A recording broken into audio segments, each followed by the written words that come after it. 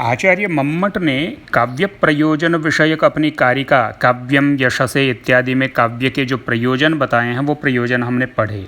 उनमें अंतिम प्रयोजन था कांता सम्मित तयोपदेश युजे, यानी काव्य कांता सम्मित उपदेश के लिए होता है, स्त्री के समान उपदेश के लिए काव्य होता है। यानी स्त्री के समान सरसता के साथ कर्तव्य उचितानुचित इत्यादि का ज्ञान करवाने के लिए, इत्यादि का उपदेश देने के लिए काव्य होता है। यह जो प्रयोजन अंतिम प्रयोजन मम्मट का है, इस प्रयोजन को समझाने के लिए नीचे संस्कृत वृत्ति में मम्मट ने 3 प्रकार की उपदेश शैलियों की चर्चा की है। काव्य के प्रयोजनों में यश, अर्थ इत्यादि अन्य प्रयोजनों के साथ साथ कर्तव्य का उपदेश करना एक मुख्य प्रयोजन होता है। किंतु यहाँ प्रश्न उठता है कि वेदशास्त्र, इतिहास, पुराण आदि की रचना में भी तो मनुष्यों को शुभ कर्मों में प्रवृत्त करना तथा अशुभ कर्मों से उन्हें निवृत्त करना, यही उद्देश्य रहता है।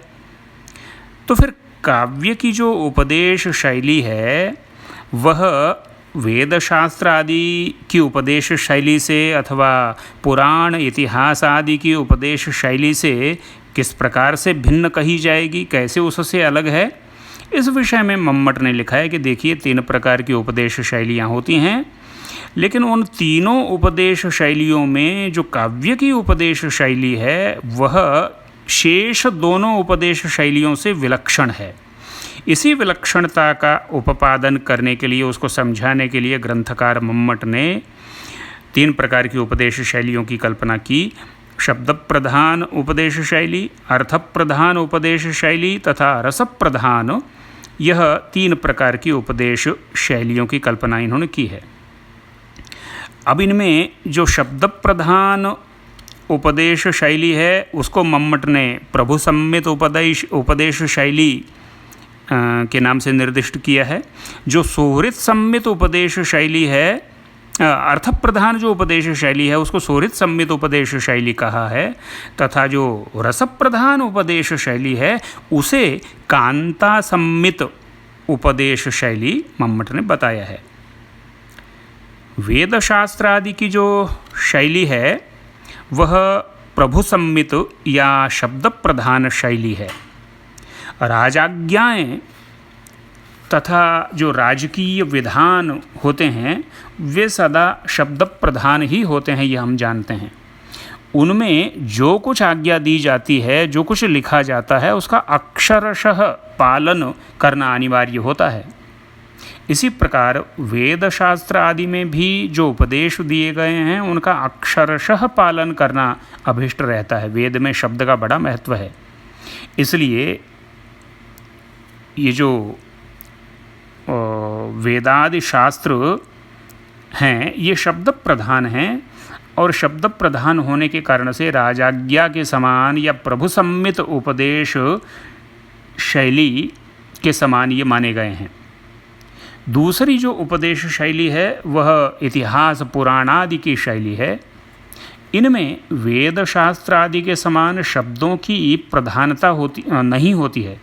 वेद शास्त्र आदि में तो शब्द प्राधान्य रहता है, किंतु इतिहास, पुराण आदि में शब्दों का वह महत्व नहीं होता है, बल्कि अर्थ पर विशेष बल दिया जाता है। अर्थपरायण होती है ये पुराण आदि की शैली। इसलिए अक्षरशः पुराण आदि के वाक्यों का पालन करना, पुराण आदि के शब्दों का पालन करना आवश्यक नहीं होता है, अपितु उनके अभिप्राय का अनुसरण करना होता है, उनके तात्पर्य का ध्यान रखना होता है कि उसमें क्या कहा जा रहा है।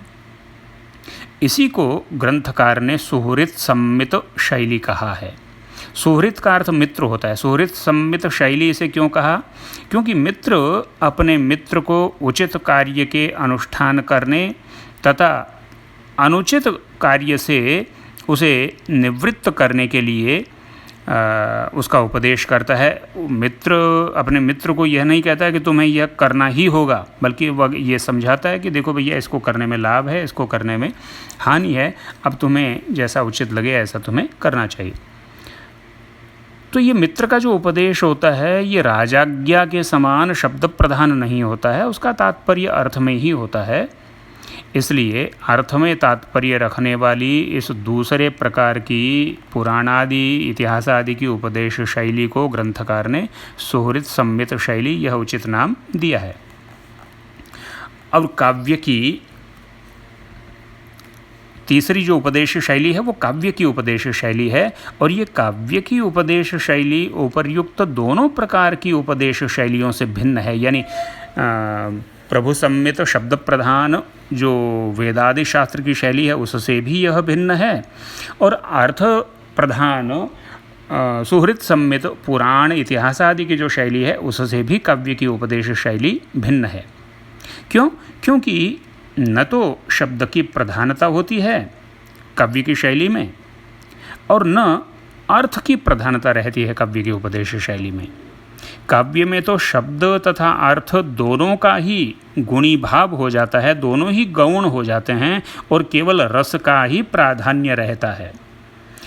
इस शैली को मम्मट ने कांता सम्मित उपदेश शैली नाम दिया है। कांता यानी स्त्री। स्त्री जब किसी काम में पुरुष को प्रवृत्त करना चाहती है या किसी कार्य से पुरुष को निवृत्त करना चाहती है, तब वह अपने सारे सामर्थ्य से अपनी बात को सरस बना करके इस प्रकार से उसके समक्ष प्रस्तुत करती है कि वह पुरुष के लिए प्रेरणा का काम करती है, और पुरुष उस के कहे अनुसार और कार्य में प्रवृत्त होता है या कार्य से निवृत्त होता है।